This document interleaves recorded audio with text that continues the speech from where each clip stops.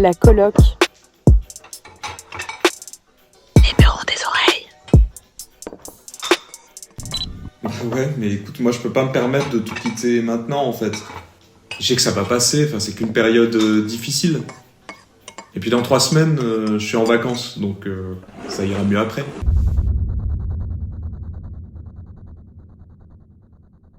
Écoute, Julia, t'as entendu Rémi hier quand il parlait?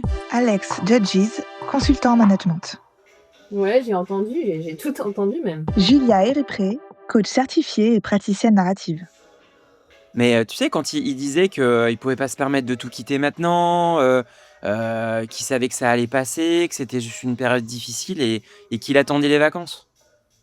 En même temps, ça fait un moment qu'il dit ça. Hein. Ouais, mais tu vois, quand il a dit ça, je suis d'accord avec ça, hein, mais moi, ça m'a arrêté net. Parce qu'en fait, c'est exactement ce que je me suis dit il y a 3 semaines avant de partir en vacances. Ah ouais. Et tu vois, j'étais déjà dans un état un peu bizarre. Je t'en avais parlé d'ailleurs. Je me sentais fatigué, j'avais l'impression d'avoir une charge mentale qui était énormissime. Ouais, je me souviens très bien. C'est vrai que t'avais l'air très très fatigué. Hein. Ah, et c'était hyper dur. Et puis j'avais l'impression que tout devenait compliqué, que chaque sujet, ça me demandait un effort disproportionné. Et pourtant, je t'avais dit à l'époque, hein, je continuais, je tenais, je me disais que ça allait passer, que c'était normal. Et puis en fait, j'avais juste besoin de souffler. Mais en l'entendant hier, au téléphone, en fait, je me suis rendu compte d'un truc. Je pense que je suis encore dans cette logique. Tu vois, je pense que je suis encore en train d'essayer de me convaincre que rester dans cette situation, c'est la bonne décision. Parce que rationnellement, mon discours interne, il est super bien construit. Hein. J'ai une bonne situation, j'ai un salaire correct, ça me permet de payer l'emprunt, de partir en vacances en famille, etc. Et au niveau boulot, l'équipe, elle est chouette. Sur le papier, il y a tout qui va bien. Sauf qu'aujourd'hui, tu vois, en l'écoutant parler, je pense que je réalise autre chose. À l'intérieur, je pense que je vais pas si bien que ça. Je sens que je suis en train de m'éteindre. Je sens bien qu'il y a moins d'élan, il y a moins d'envie, il y a moins de plaisir que quand j'ai commencé. Et ce qui me frappe, c'est que plus je me raconte rationnellement que rester, c'est la bonne solution, je pense que moins je m'écoute vraiment. C'est vrai que je sens un peu des fois une dissonance entre ton discours, comme tu dis, sur le papier et ce que tu dégages vraiment, tu vois, au fond de toi. Ouais, je suis aligné. Je suis d'accord avec toi. Et je me rends compte que, en plus, dans ce qu'il a dit, ça me met face à une question que je pense que je peux plus trop éviter. Et cette question, c'est à partir de quand le fait de se convaincre de rester dans une situation dans laquelle t'es pas bien, tu vois, de tenir, c'est en fait une façon super élégante de plus s'écouter du tout. Et ouais, c'est une très belle question et tu sais, ça fait vraiment écho à ce que moi j'ai vécu. Mais bon, c'était un peu différent. Moi, c'était l'environnement relationnel au travail qui était plus tolérable. C'était vraiment hyper toxique. Mais tu vois, je me suis éteinte à petit feu, j'avais plus d'élan, toutes mes initiatives étaient vaines. Alors j'ai cessé de m'impliquer, je me suis mise un peu en sous-régime. Et c'est vrai que pendant les vacances, je me souviens que j'arrivais plus à me reposer.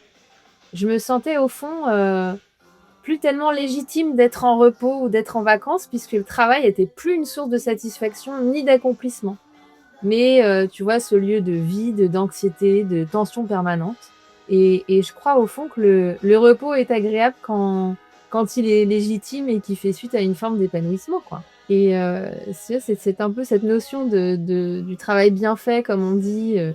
Et je me posais constamment la question à l'époque, et ça fait vraiment écho à ce que tu viens de me dire. Comment partir? Comment quitter cet environnement sans pénaliser mon confort quotidien, ma famille, ma trajectoire? Et en fait, ce qui était terrible, c'est que ces questionnements ont duré pendant très longtemps. Et finalement, c'est mon corps qui a lâché. Et un jour, je t'ai déjà raconté, hein, mais j'avais une réunion importante, il y avait des enjeux stratégiques et j'avais simplement pas la force d'y aller, quoi. Ça a été vraiment le déclencheur. Ça a été ma première visite chez le médecin.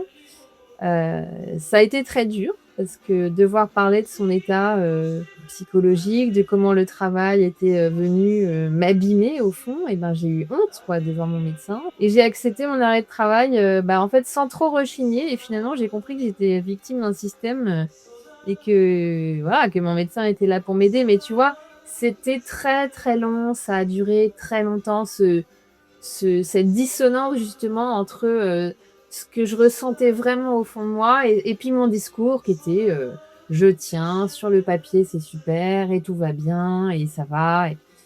Sauf qu'à un moment ça marche plus. Ouais, je comprends bien. Et tu vois, je me pose la question. Je me dis, tu vois, si on prend un pas de recul par rapport à cette situation et qu'on essaye de se le faire un peu en mode méta où on réfléchit à pourquoi on reste. Parce que la question qui se cache derrière, c'est pourquoi est-ce qu'on décide de rester aussi longtemps dans une situation qui nous convient plus? C'est quoi les mécanismes qui se mettent en place du coup? En fait, tu as raison, mais c'est vrai que le cerveau préfère une souffrance connue à une incertitude totale. Donc on reste pas par faiblesse, on reste pour éviter la perte, justement, ce que tu dis, la routine, le salaire, le statut, tous les repères. Et voilà. Et en fait, la question, c'est qu'est-ce qu'on perd quand on part et qu'est-ce qui fait le plus peur au fond? Est-ce que c'est rester ou sauter? Ouais, et puis moi, ça me fait penser à ce fameux biais cognitif qui est le biais de l'aversion à la perte. Tu sais, ce biais cognitif qui dit un truc qui est tout bête, qu'on a plus peur, on est plus impacté par quelque chose qu'on perd que par quelque chose qu'on gagne. Et donc, en fait, l'exemple qu'il y a toujours, c'est de se dire, je suis impacté plus longtemps par le fait de perdre 100 euros dans la rue que par le fait d'en gagner 100 dans la rue. Et donc, l'impact négatif, il est tellement plus important. Et donc, c'est ce que tu disais. En fait, on a plus peur de sauter. Et d'ailleurs, c'est ce qui se passe quand les gens sautent à l'élastique, quand on réfléchit. Hein. Ils restent pendant super longtemps sur notre petite plateforme, certains. Ils vont pas tout de suite. Parce que le fait de sauter, ça fait super peur. Tu sais pas ce que tu vas trouver en bas. Il y a quand même cette image qui est un peu débile, mais je trouve qu'on a tous la même. On est tous humains là-dessus. Tu te poses toujours cette question avec le saut à l'élastique. Et si l'élastique, il craque? Et donc, ça nous emmène vers un truc qui est aberrant, mais qui est de se dire, et si la situation que je choisis dans le futur est finalement une situation qui est pire que celle dans laquelle je suis? Et donc, on a cette histoire de vraiment se dire, j'ai pas envie d'y aller, parce que il y a la fameuse expression de je sais ce que je perds, mais je sais pas ce que je gagne. T'observes les collègues que t'aimes bien partir chacun leur tour vers un ailleurs plus stimulant. Genre le pot de départ avec la boule au ventre, lui, il a réussi à partir et moi je reste, je végète, j'avance pas. Et je me souviens que ça, c'était un peu douloureux. Mais au fond, voilà, c'est pas un échec, c'est un cycle normal d'un début, d'un milieu et puis d'une fin. Ouais, mais ok, c'est un cycle normal, mais en fait, on nous a jamais appris à reconnaître un cycle. Tu vois, ce que tu exprimes, on nous apprend pas à l'école que c'est un cycle normal, que ça va durer X temps. Et autant, tu vois, la courbe du deuil, c'est quelque chose qu'on apprend potentiellement. Il y a quelque chose qui a été théorisé dessus, on en a beaucoup parlé. Mais ce cycle dont tu parles, on nous a pas appris à reconnaître la fin d'un cycle. Oui, mais en même temps, ce que tu dis, c'est très vrai, mais tu vois, rester coincé quelque part ou d'être stable, finalement, c'est socialement peut-être plus acceptable que de partir et changer à tout bout de champ dès que ça va pas. Tu vois, on est quand même dans cet héritage encore très fort, le modèle des grands-parents, des parents, de stabilité, de sécurité, la fidélité, c'est quand même une valeur importante encore dans notre société. Alors qu'on sait rationnellement que changer, c'est possible, que partir, c'est bien. Mais c'est vrai que socialement, cette image, elle est encore très forte. Et peut-être que le corps, lui, n'a pas forcément intégré ça. C'était un peu le côté changer trop souvent, ça fait pas bien sur un CV. Moi, j'ai quand même grandi là-dedans, hein, donc on me disait attention, si tu pars 1 an en voyage parce que tu as décidé de faire une année de césure, comment tu vas l'expliquer à ton prochain employeur? Et on se rend compte que sur les nouvelles générations, en fait, ça a changé parce que les générations Z, c'est pas un sujet. Les générations Z, on les appelle les Z parce que zapper, elles n'ont pas de problème à changer rapidement et à même changer sans rien derrière. Le travail est quand même toujours aujourd'hui une preuve de valeur, une identité sociale, c'est une structure existentielle. Et donc, partir, c'est effectivement, comme tu dis, le risque du vide. Et je pense qu'on est quand même toujours encore emprisonné dans le fait de devoir se justifier perpétuellement de nos choix. Tu vois, quand tu pars, tu te dis, bon, bah ouais, qu'est-ce que je vais répondre à la fameuse question et toi maintenant, tu fais quoi? Est-ce que ta reconversion est réussie? Est-ce que ton départ est réussi? Est-ce qu'au fond, ça a été un bon choix? Donc en fait, je pense qu'on est perpétuellement dans une justification, non seulement par rapport à soi, mais aussi, par rapport à son entourage, par rapport à ses anciens collègues. Donc au fond, on est quand même toujours observé dans ses trajectoires, dans ses choix et c'est quand même ça qui reste assez fort puisque le travail est structurant par essence. Ah et puis on y passe beaucoup de temps. T'as pas envie de te tromper parce que ça fait quand même partie des changements de vie qui sont énormissimes. Quand tu dis que tu passes 80 de ton temps, j'exagère peut-être un peu, mais quand tu dis que tu passes autant de temps dans ton boulot, bah, forcément le fait de changer, ça devient quelque chose qui fait très, très peur. Et effectivement, beh, c'est ce que tu disais, quand tu as en plus le regard des autres et encore, hein, je pense que c'est le regard des autres, c'est le regard de tes parents, tes grands-parents qui vont te dire: «Et toi, qu'est-ce que tu fais maintenant?» et leur dire: «Bah, écoute, je me cherche et je suis au chômage», ça paraît pas être une réponse, acceptable. Le moment où on peut plus tenir, ça va être le moment où notre corps nous dit: «Stop». Mais le moment où notre corps nous dit: «Stop», moi je pense que c'est déjà trop tard. Tu en penses quoi? Ah bah, complètement, c'est vraiment le moment où il y a le dernier, petit, morceau qui lâche et le corps parle, c'est terrible ce moment-là et souvent, tu sais, ça fait quand même beaucoup de dégâts même, au niveau, neurologique. Enfin, on sait que le burn-out a quand même des impacts, terribles, hein, sur l'ensemble de l'organisme donc je pense qu'il faut être très attentif, à ces premiers signaux, tu vois, de tenir, de rester, d'être là, de sentir qu'on est fort et puis en fait, ça va pas du tout intérieurement.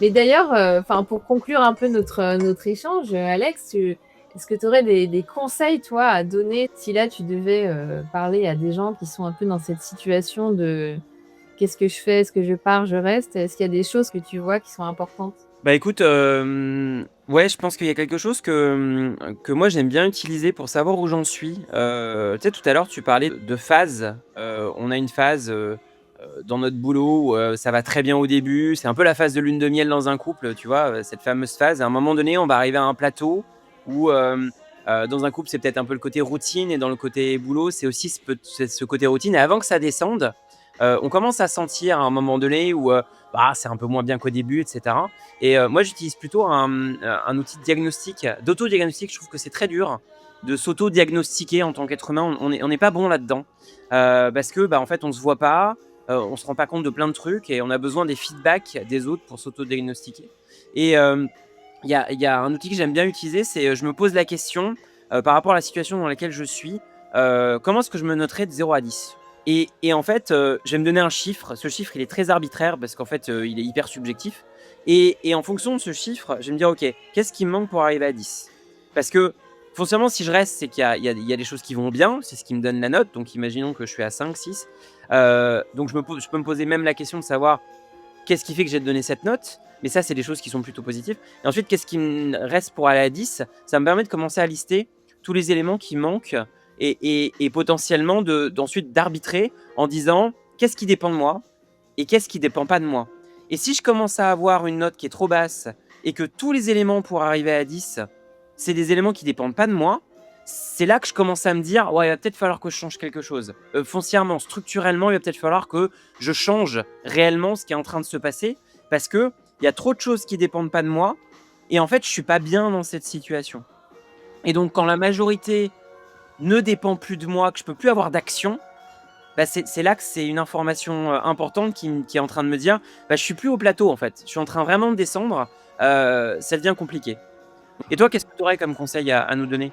Bah, moi, le 2e conseil qui me vient, c'est un peu ce qu'on disait tout à l'heure, c'est, faire quand même très attention aux phrases qui commencent par, bah: «Ça ira mieux quand nin ça ira mieux après les vacances, quand ça se calmera, quand il y aura un changement».